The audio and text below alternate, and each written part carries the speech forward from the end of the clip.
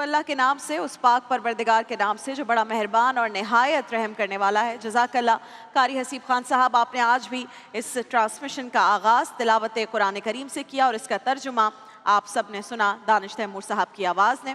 اور آج میں تھوڑا ہلکے ہلکے جاؤں گی کیونکہ یہ مور صاحبہ جو ہیں یہ آگے آگے ہیں۔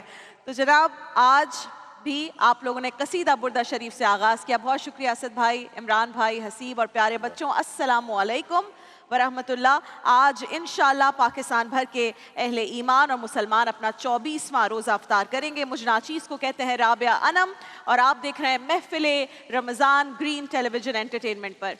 ناظرین محترم، ایرانی قالین، آپ سب جانتے ہیں ایرانی قالینوں کے بارے میں، اب بھی بہت مشہور ہیں، بہت مہنگے ملتے ہیں۔ ایرانی قالین باف دنیا بھر میں مشہور ہیں۔ یہ لوگ ہزاروں برس سے اس فن سے وابستہ ہیں۔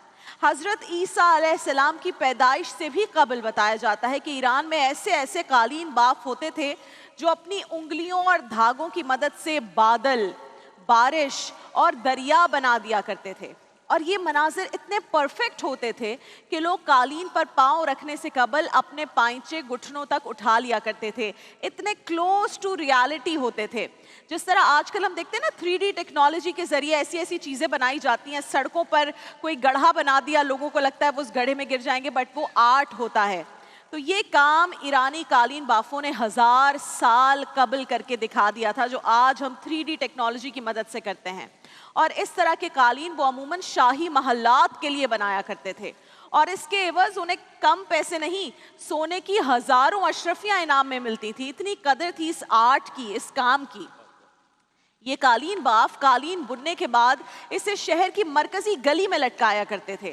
لوگ آتے تھے، قالین دیکھتے تھے، فنکار کی فنکاری کی، اس کی صلاحیت کی تعریفیں کیا کرتے تھے، اور جب پورا شہر، اب انٹرسٹنگ بات ہے، جب پورا شہر اس قالین کی تعریف کر لیتا تھا، حیران ہو جاتا تھا اور بہت کہتے تھے کہ یہ کیا کمال کا آرٹ بنایا ہے، تو یہ لوگ جو آرٹسٹ ہوتے تھے یہ کوئی تیز نوکیلا اوزار لیتے تھے اور قالین کا کوئی کونا یا کوئی منظر کاٹ دیتے تھے خود اس آرٹ کا۔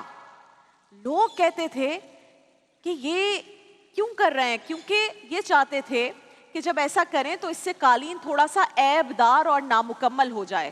لوگ ہمیشہ اس حرکت پر انہیں احمق قرار دیا کرتے تھے، لیکن قالین بافوں کا خیال کیا تھا، یہ ہے انٹرسٹنگ پوائنٹ۔ ان کا خیال یہ تھا کہ کائنات میں صرف اللہ تعالیٰ کی ذات مکمل اور پرفیکٹ ہے، سبحان، اور اگر ان کا قالین مکمل اور پرفیکٹ دکھا لوگوں کو، ان کا آرٹ مکمل اور پرفیکٹ دکھا لوگوں کو، تو یہ اللہ کی ذات میں خدا نخواستہ شرک نہ ہو جائے۔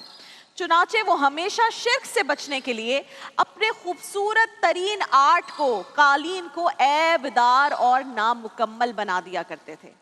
مورخین نے قالین بافوں کی اس روایت کو پرشین فالٹ کا نام دیا ہے، خود جو لوگ اپنے آرٹ کو اس طرح سے خراب کر دیں۔ مورخین کہتے ہیں کہ جس طرح ایران کے قالین باف جان بوجھ کر قالین میں کوئی کمی یا فالٹ چھوڑ دیتے تھے، بالکل اسی طرح دنیا کے ہر انسان میں کوئی نہ کوئی کمی، مجھ میں، آپ میں، ہم سب میں کوئی نہ کوئی کمی، کوئی فالٹ موجود ہوتا ہے۔ کوئی بھی شخص پیدائشی طور پر پرفیکٹ یا بے عیب ہونے کا دعویٰ کبھی نہیں کر سکتا۔ پرفیکٹ اور بے عیب صرف رب تعالیٰ کی ذات ہے، یہ ہمارا ایمان ہے۔ لیکن ہم انسانوں کی بہت بری عادتوں میں سے، جس کا ہم ذکر کرتے رہتے ہیں، ایک عادت یہ بھی ہے کہ ہم اپنے عیبوں پر نظر ڈالنے کے بجائے، اپنی خرابیوں پر، اپنی امپرفیکشنز پر نظر ڈالنے کے بجائے دوسروں میں عیب تلاش کرنے پر لگے رہتے ہیں، وہ کیسا امپرفیکٹ ہے۔ اور بسا اوقات تو ہم اتنے ججمنٹل ہو جاتے ہیں کہ ہم کسی کے جنتی یا دوزخی ہونے کا فتویٰ تک صادر کر دیتے ہیں کہ اس نے تو کنفرم دوزخ میں جانا ہے، یہ بندہ تو بہت اچھا ہے، یہ جنت میں جائے گا، لیکن فلاں بندہ جو ہے وہ دوزخ کی آگ میں جلے گا۔ یہ لڑکی نماز تو پڑھتی ہے لیکن دوپٹہ صحیح سے نہیں لیتی، اس کا دوپٹہ یوں ہے، اس کا دوپٹہ ایسا ہے۔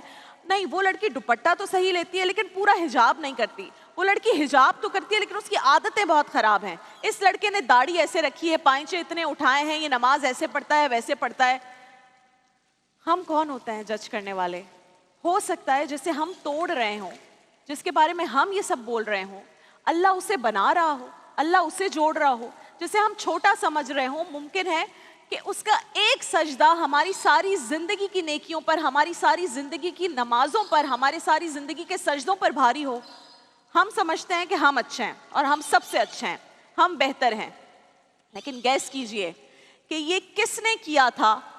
خود کو بیٹر کہنا اور سامنے والے کو برا کہنا, خود کو بہتر سمجھنا. یہ بات ابلیس نے کہی تھی کہ میں اس سے یعنی آدم سے بہتر ہوں, میں بیٹر ہوں, میں پرفیکٹ ہوں, اور اس میں کیا ہے؟ اور اسی احساس برتری نے اسے ہمیشہ کے لیے لعنتوں کا مستحق بنا دیا.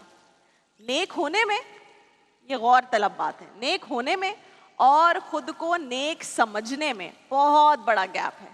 جب آپ نیک ہو جاتے ہیں تو آپ کو اپنے گناہ نظر آنا شروع ہو جاتے ہیں. مجھ میں کیا خامی ہے, مجھ میں کیا کمی ہے, مجھ میں کیا کوتاہیاں ہیں. اور جب آپ خود کو نیک سمجھ لیتے ہیں تو آپ کو دوسروں کے گناہ نظر آنا شروع ہو جاتے ہیں.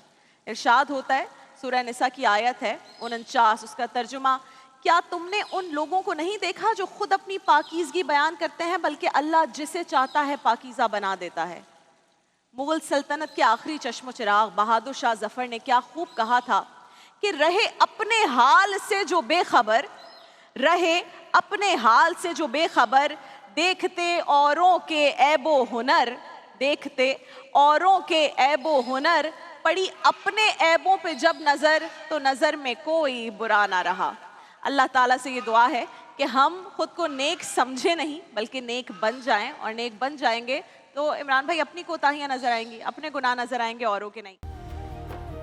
دیکھیے محفل رمضان لائیو ٹرانسمیشن روزانہ دوپہر 2 بجے سے صرف گرین انٹرٹینمنٹ پر.